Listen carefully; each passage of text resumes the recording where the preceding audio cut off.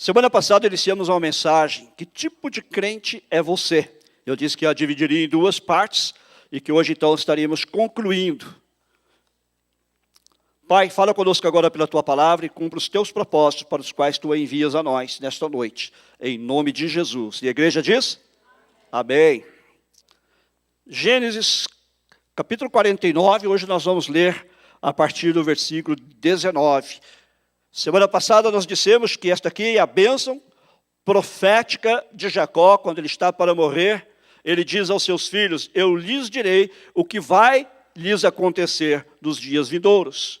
Guiado pelo Espírito Santo, ele é capaz de declarar as consequências que seguirão certas características bem definidas que já tinham aparecido entre a sua família. Os aspectos dos filhos de Jacó, com seus resultados, ainda estão sendo manifestos entre os filhos de Deus hoje. Conforme nós vimos na semana passada, nós consideramos 7 daqueles filhos. Hoje nós vamos ver os 5 seguintes. Então vamos ver aqui da sua Bíblia, a Gênesis 49, a partir do versículo 19. Gade, uma guerrilha o acometerá, mas ele a acometerá por sua retaguarda. Azer, o seu pão será abundante, e ele motivará delícias reais. Naftali é uma gazela solta, ele profere palavras formosas. José é um ramo frutífero junto à fonte. Seus galhos se estendem sobre o muro. Os flecheiros lhe dão amargura, atiram contra ele e o aborrecem. O seu arco, porém, permanece firme, e os seus braços são feitos ativos pelas mãos do poderoso de Jacó. Sim, pelo pastor e pela pedra de Israel. Pelo Deus de teu pai, o qual te ajudará, e pelo Todo-Poderoso, o qual te abençoará com bênçãos dos altos céus, com bênçãos das profundezas, com bênçãos dos seios e da madre. As bênçãos de teu pai excederão as bênçãos de meus pais até ao cimo dos montes eternos. Estejam sobre elas a cabeça de José e sobre o alto da cabeça do que foi distinguido entre seus irmãos.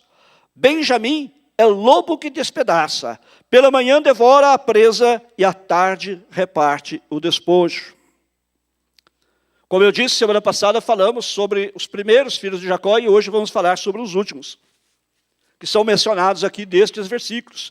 E como eu dizia, nós hoje temos muitos crentes que têm um caráter ou características parecidas com os dos filhos de Jacó.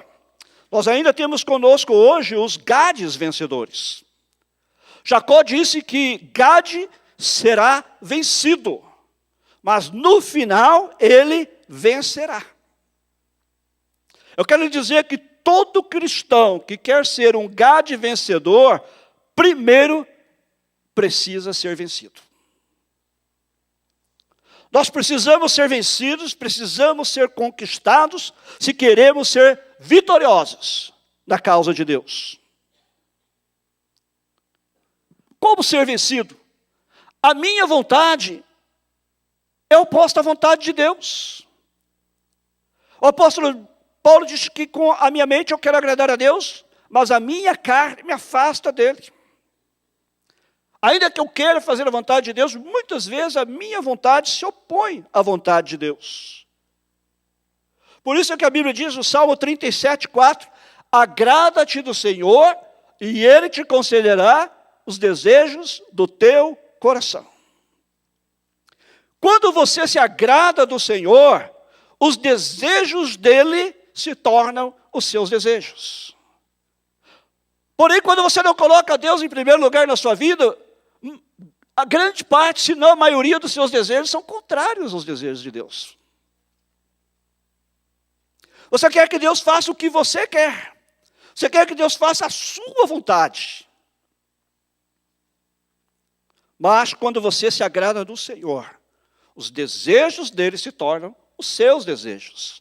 Os seus desejos se alinham com os desejos e os propósitos de Deus para a sua vida. Isso significa que quando nós nos agradamos do Senhor, nós podemos fazer como disse Agostinho: ame a Deus e faça o que você quiser. Porque se Deus realmente ocupa o primeiro lugar em minha vida, o que eu vou querer fazer é aquilo que agrada a Deus. É aquilo que corresponde à vontade de Deus para a minha vida. Se eu quero ser um vencedor, primeiro eu preciso ser vencido. A minha vontade precisa ser conquistada. Aqueles que vencem pelo sangue do Cordeiro foram vencidos pelo sangue do Cordeiro.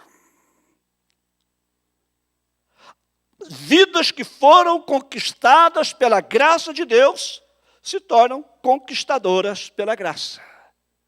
Vidas que foram vencidas pela graça de Deus se tornam vencedoras pela graça. É por isso que o apóstolo Paulo diz que em Cristo nós somos mais do que vencedores. Porém, preste atenção, em Cristo nós somos mais do que vencedores. Nós também temos entre nós hoje os abençoados Azers. Está aí no versículo 20. Azer significa abençoado ou feliz. E diz aqui Jacó, da sua bênção e profecia a respeito de Azer: o seu pão será abundante, e ele motivará delícias reais. Azer é um tipo daqueles abençoados, que são tão poucos em número, que estão satisfeitos com as boas coisas, e que são capazes de tirar do seu tesouro delícias, coisas boas, ricas para outros. São abençoados e abençoam. Entendem que as bênçãos que recebem não são para ser retidas, mas são para ser distribuídas para outros. Eles conhecem, eles sabem que a verdadeira felicidade se encontra em Deus. Mesmo que as circunstâncias exteriores possam indicar algo diferente. Você olha para alguém que é um crente tipo Azer, e às vezes ele está passando por muitas lutas, e você pensa: coitado, pobrezinho, como diz lá em Minas, tadinho. Mas na verdade ele é um vencedor. Porque ele não depende das circunstâncias. Ele não depende se a situação está favorável. Ele não depende se está tudo bem. Ele é vencedor independente do que acontece. E ele é feliz, porque a sua felicidade não está nas coisas materiais. Sua felicidade não está nas coisas que se veem, mas sua felicidade está em Deus. Por isso ele é um abençoado. Por isso ele é feliz. Jesus disse em João 15:11 aos seus discípulos: estas coisas eu lhes falei para que a minha paz esteja em vocês e para que a sua alegria seja completa. A Bíblia diz o seguinte: feliz ou bem-aventurado é o homem ou a mulher que não anda no conselho dos ímpios, que não se detém no caminho dos pecadores, nem se assenta na roda dos escarnecedores. Antes, o seu prazer está na lei do Senhor, e na sua lei medita de dia e de noite. Ele será como a árvore plantada junto a ribeiros de águas, que dá seu fruto na estação certa, e cujas folhas não murcham, e tudo quanto fizer, prosperará. Este é o seu retrato? Este é o seu retrato? Onde está o seu prazer hoje? Onde está o seu prazer?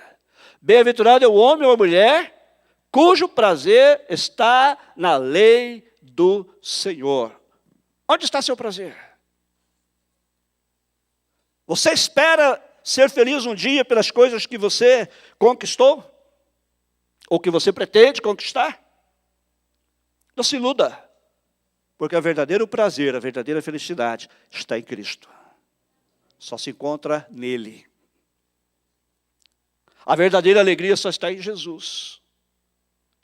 Mesmo quando o mundo desmorona ao nosso redor, ainda quando perdemos as pessoas que amamos, nossa alegria é perene, porque ela não depende das circunstâncias. Sentimos tristeza? Muitas vezes sim, porém temos a paz de Deus no nosso coração. Também nós temos conosco hoje os Naftalis alegres. Aí está no versículo 21, Naftali é uma gazela solta, ele profere palavras formosas. Eu gosto dessa expressão, ele é uma gazela solta, profere palavras formosas. Aqui Jacó compara seu filho, Naftali, a uma gazela. Um animal muito bonito. A gazela feliz, saltitante, escapou do cativeiro. E agora, livre. Ela é uma figura adequada daqueles cristãos brilhantes, alegres, que sempre se deliciam, sempre se alegram na liberdade com que Cristo os libertou. Eles continuam a se alegrar no seu primeiro amor.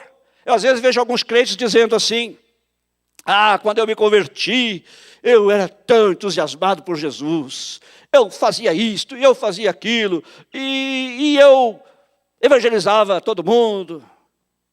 Era o primeiro amor. Se aquele era o primeiro amor, então você o perdeu. É verdade que quando a gente se converte, que isso aconteceu comigo, a gente fica cheio de entusiasmo. Porque é a alegria da descoberta. É a alegria do encontro com Jesus. Porém, nós não podemos confundir as emoções com amor.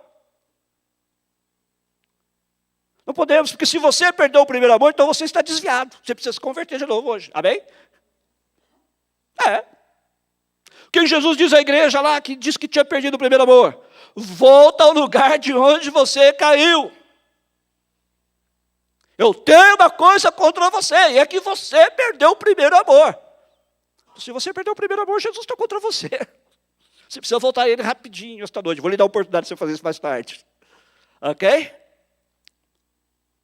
Eu continuo amando Jesus com o mesmo amor que eu amava quando eu me converti. Minhas emoções podem ter mudado. Minha maneira de compreender o cristianismo pode ter mudado. Meu relacionamento com Jesus cresceu, amadureceu, e muitas coisas mudaram.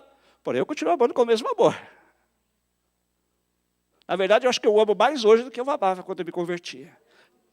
Porque eu nunca perdi o primeiro amor. As emoções mudaram, as circunstâncias mudaram, mas meu amor continua sendo o mesmo.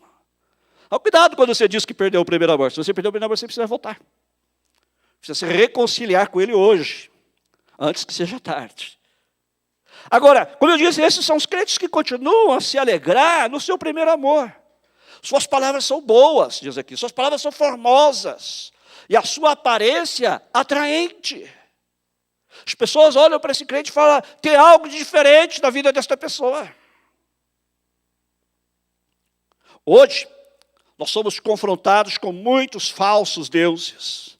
Só você ir no seu Facebook, você vai ver o que estou falando. Ou no seu WhatsApp. Hoje nós somos confrontados com muitos falsos valores. Mesma coisa. Na mídia, todo lugar. Hoje nós somos confrontados com o materialismo. Com os prazeres mundanos. Mas aqueles que buscam a Deus e que anseiam por compreendê-lo, encontram a vida eterna. As coisas deste mundo vão tentar você.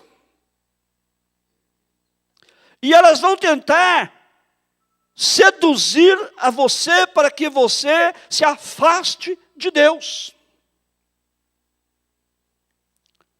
Mas a alegria duradoura e verdadeira vem através da fé em Jesus e da adoração na sua igreja.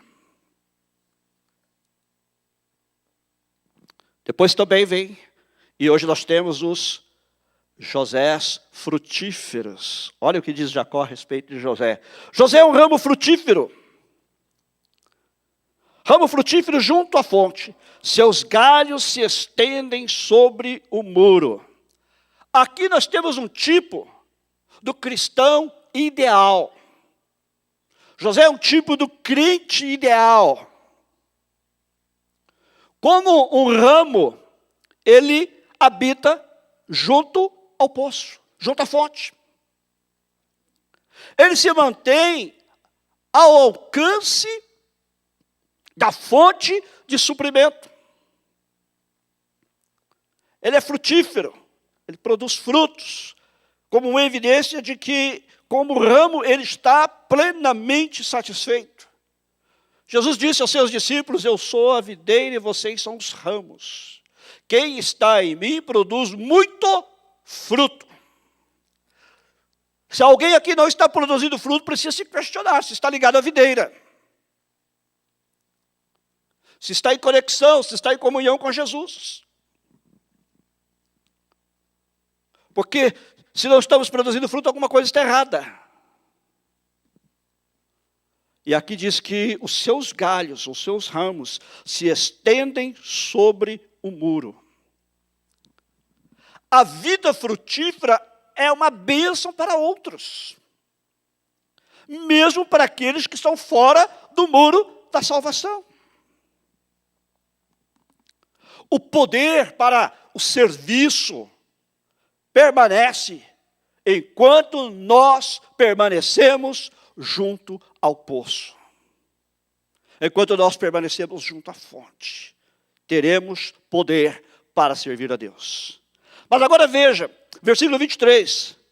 Os flecheiros lhe dão amargura, atiram contra ele e o aborrecem. Isso foi o que aconteceu com José. Atiraram nele. Ele foi perseguido por amor à justiça. Eu quero lhe dizer uma coisa nesta noite. Aqueles que são frutíferos para Deus, com certeza serão odiados pelos ímpios. Você está sendo odiado por causa de Jesus? Está sendo perseguido por causa de Jesus? É isso mesmo que se espera. Você não deve esperar diferente. A maioria de nós conhece a história de José, não vou contá-la, mas vou dar um breve resumo para aqueles que não estão familiarizados. José, este filho de Jacó, ele foi alvo da inveja dos irmãos, porque Deus havia dado a ele alguns sonhos de que ele seria engrandecido por Deus. Seus irmãos, com inveja, quiseram matá-lo. Mas ao final decidiram não matá-lo, mas o venderam como escravo para uma caravana que ia para o Egito. E levado para lá, ele foi vendido como escravo e ficou lá muito tempo, muitos anos, sofreu horrivelmente. Foi perseguido, foi caluniado, foi preso. Esse pessoal aí que prega esse evangelho da prosperidade, que nunca acontece nada de ruim com você, acontece sim, viu? José era um homem fiel a Deus. E ele permaneceu fiel em todas aquelas circunstâncias. E Deus finalmente o exaltou. Mas os seus irmãos tentavam matá-lo. Por isso que o nosso negócio não é com os irmãos, é com o Senhor, amém? Nossa relação com os irmãos, ela deve fluir do nosso relacionamento com Deus. Veja bem, aí o que aconteceu? Na história de José há muitas viradas, né? Há muitos, como se diz em inglês, twists and turns, né? E a história é maravilhosa. Eu gostaria que você lesse depois da sua casa. Está aí no próprio livro de Gênesis, um pouquinho antes. Eu quero encorajar você a ler e estudar a história de José. Mas a maior lição que eu aprendi da vida de José é que Deus está no controle. Deus está no controle. Quando a gente diz isso, muita gente não entende. Se Deus está no controle, por que eu estou sofrendo? José estava sofrendo. Ah, mas se Deus está no controle, por que eu estou passando por essa situação? José foi jogado à prisão. Ah, mas se Deus está no controle, por que a minha família tem esses problemas comigo? José foi odiado pela família.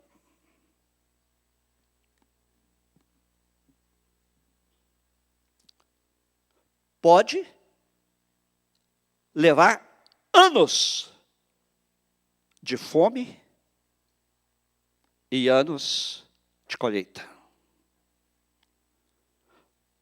Pode envolver tempos de sofrimento e escravidão. Mas Deus está no controle. Deus está no controle. Conquanto Deus queira que eu cumpra o plano dele,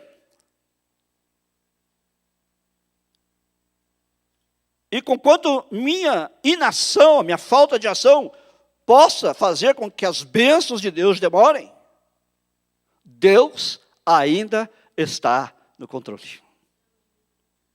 Nada acontece fora da vontade dele. Um amigo meu estava pregando esta manhã, eu estava ouvindo a mensagem dele quando vinha para a igreja, e ele disse algo que às vezes as pessoas não entendem. Quando a gente diz que Deus está no controle, não quer dizer que todas as coisas são Deus que faz, mas nada acontece sem a permissão de Deus. Há coisas que Deus inicia, Ele faz, mas há coisas que não é Ele que inicia, mas que Ele permite que aconteça. Deus ainda está no controle. Não sei que situação você está vivendo hoje, mas eu quero que você saiba que Deus está no controle. Mas também, nós temos hoje benjamins descontentes. Veja o que Jacó diz a respeito de Benjamim. Versículo 27, Benjamim é lobo que despedaça. Pela manhã devora a presa e à tarde reparte o despojo. É interessante que destes 5 últimos filhos, a respeito de todos eles, Jacó tinha uma coisa boa para falar. Mas a respeito de Benjamim, o filho mais novo, não. Benjamim é um lobo que despedaça. Pela manhã devora a presa e à tarde reparte o despojo. Em inglês diz que ele devorará e dividirá. É muito triste que haja tantos sucessores de Benjamim no arraial de Cristo. Eles são conhecidos por seu espírito de procurar falhas nos outros. Hoje o Michael e eu estávamos conversando e falávamos sobre a questão da igreja perfeita, que eu sempre cito aqui, né? Se você encontrar uma igreja perfeita, não entre nela. Porque você vai torná-la imperfeita. Porque você é imperfeito. Eu sou imperfeito. As pessoas esperam às vezes que a igreja seja um lugar de perfeição, de todo mundo é perfeito, todo mundo é feito no mesmo molde. Não, a igreja é um lugar de imperfeitos, onde se busca a perfeição. A igreja é feita de gente cujo caráter está sendo transformado. E eu vou dizer para você, entre os discípulos de Jesus, há muita gente cabeça dura. Há muita gente problemática. Jesus falou, eu não vim para os sãos. Eu vim para os que estão enfermos.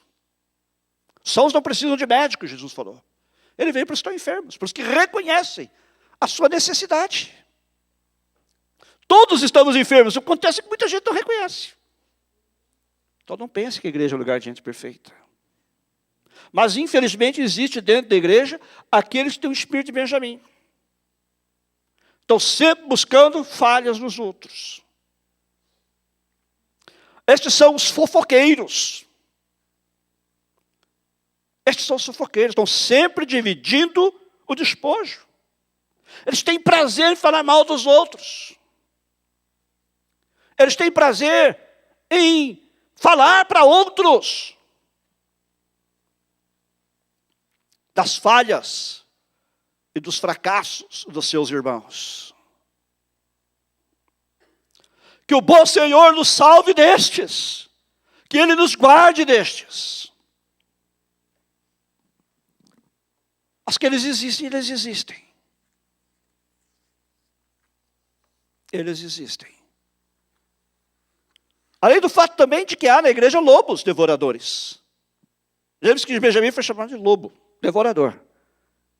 E Jesus disse que no meio do rebanho haveria lobos vestidos de ovelhas.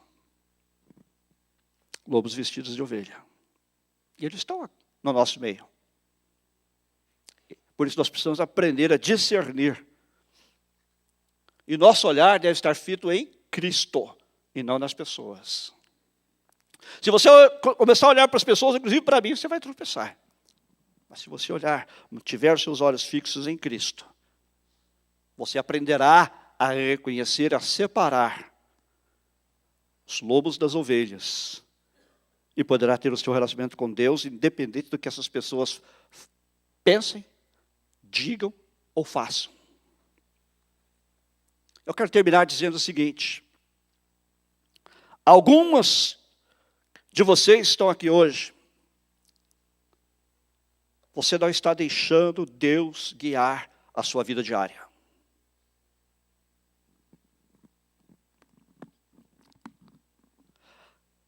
As decisões que você toma são desastrosas.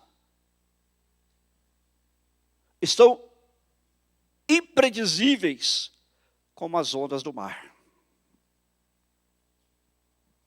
Você está destruindo a sua própria vida.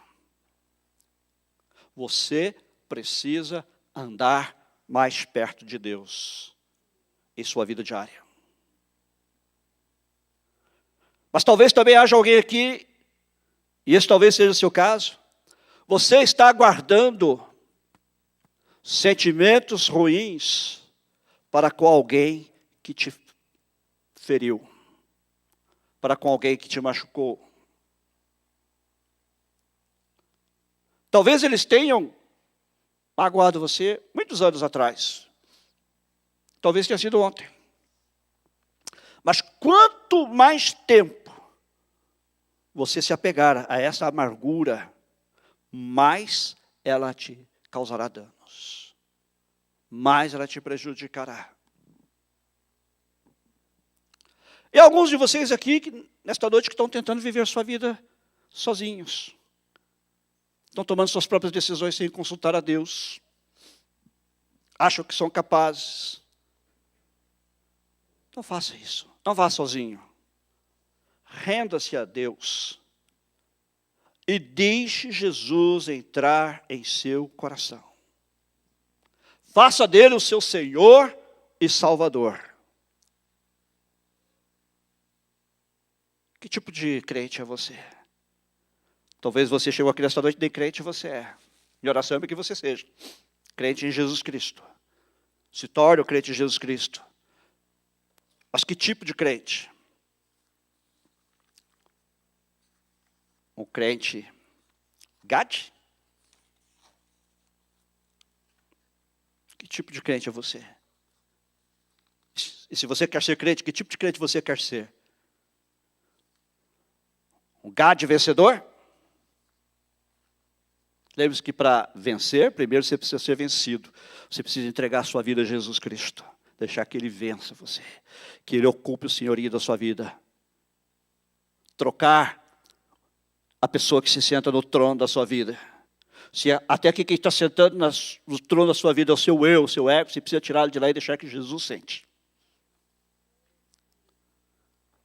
Que tipo de crente é você? Você é um Azer abençoado, feliz, que sabe que sua felicidade não está nas coisas materiais, nas coisas deste mundo, mas em Jesus. Só nele, sua alegria é completa, independente das circunstâncias em suas vidas. Você é o Naftali alegre, que sabe que era um escravo do pecado, mas que agora está desfrutando de uma nova vida em Cristo. Está vivendo o primeiro amor. Está vivendo apaixonado por Jesus. A gente canta uma música aqui de vez em quando. Estou apaixonado, estou apaixonado. Estou apaixonado por Jesus. O problema é que paixão, às vezes, ela passa rápida, né? Mas, rápido, né? Porém, o amor permanece. Você está apaixonado nesse sentido? Amor por Jesus. Você ama Jesus acima de todos e acima de tudo? Você é o José frutífero? Sua vida tem dado frutos para Deus. As pessoas que olham para a sua vida reconhecem. Veem os frutos de Deus. As pessoas gostam de se aproximar de você, porque veem em você um homem, uma mulher de Deus. Onde você chega, você transmite bênçãos. Ou você transmite amargura. Você transmite tristeza. Você transmite derrota. Você é daquele crente que quando os ímpios vêm, comenta a seu respeito. Para ser crente igual a esse, eu não quero ser, não. Que tipo de crente é você? Ou você é um José frutífero, que sabe que passa por lutas, é mal compreendido pelos irmãos, é mal compreendido pelas pessoas, é perseguido, mas por amor a Jesus. e permanece e continua dando frutos. Ou você é um Benjamim descontente, que gosta de apontar o dedo para os outros. Está sempre buscando falha na vida dos irmãos para comentar. Fofoqueiro. Aí Apocalipse 22 diz que ficarão de fora algumas pessoas, ficarão de fora do céu algumas pessoas. E na Bíblia, na linguagem de hoje, diz que ficarão de fora algumas pessoas que praticam pecados nojentos. Quero dizer para você que fofoca é um pecado nojento. É um pecado nojento. Porque ela destrói a obra de Cristo. Ela compromete aquilo que Deus está fazendo na vida das pessoas. Não impede que Deus continue a obra dele, mas compromete o caráter das pessoas. Porque o fofoqueiro semeia os defeitos. Ele aponta para as falhas dos outros. Qualquer seja a sua situação nesta noite, permita que hoje seja o primeiro dia de um novo começo. Amém? Incline na sua cabeça. Talvez haja alguém aqui que ainda não recebeu a Jesus Cristo como seu Senhor e Salvador. Ou que precisa se reconciliar com Ele. Se esse é o seu caso, onde você está sentado? Levante a sua mão e diga assim: eu quero hoje receber a Jesus como meu Senhor e Salvador. Ou eu quero me reconciliar com Ele. Onde você está? Levante a sua mão. Espero que aqui todos já tenham feito essa decisão. Mas se você não fez, façam. O tempo é curto. Jesus está às portas e Ele voltará a qualquer instante. Senhor, nós agora oramos por todos quantos estão aqui e por mim também. Senhor, Jacó, ao pronunciar estas bênçãos proféticas sobre os seus filhos, apontou características neles que já haviam se manifestado e que trariam determinados resultados. E nós vemos que estas características, estes aspectos ainda estão sendo manifestados entre nós hoje. Nós te louvamos, Senhor, por aqueles crentes que são grandes vencedores, que reconheceram, Senhor, que não importa a sua vontade, mas a tua vontade. Pessoas que se deixaram vencer pelo Senhor, para que possam ser vencedores. Se há pessoas aqui que estão vivendo uma vida derrotada, Pai, mesmo se dizendo cristãos, que eles possam ser conquistados pela graça de Deus, que o Teu Espírito Santo possa movê-los a render-se inteiramente a Ti, para que se tornem vencedores através da graça. Senhor, nós te louvamos também pelos azers abençoados, aqueles que sabem que a verdadeira felicidade se encontra em Ti, e que mesmo quando as circunstâncias exteriores possam indicar algo contrário, eles sabem que a sua verdadeira alegria está em Ti, e o seu prazer está na lei do Senhor. E se há pessoas aqui, Senhor, cujo prazer não está em Ti, que possam nesta noite entregar o seu coração a Ti, colocar-te em primeiro lugar em suas vidas, para que experimentem a verdadeira alegria de viver e a vida abundante que Tu prometeste, Senhor. Senhor, nós te louvamos também por aqueles naftalis alegres que há no nosso meio. Pessoas que continuam a se alegrar no seu primeiro amor. Pessoas que sempre têm uma palavra boa. Pessoas que sempre irradiam o Teu amor. Onde vão, Senhor? E no que quer que façam, Senhor.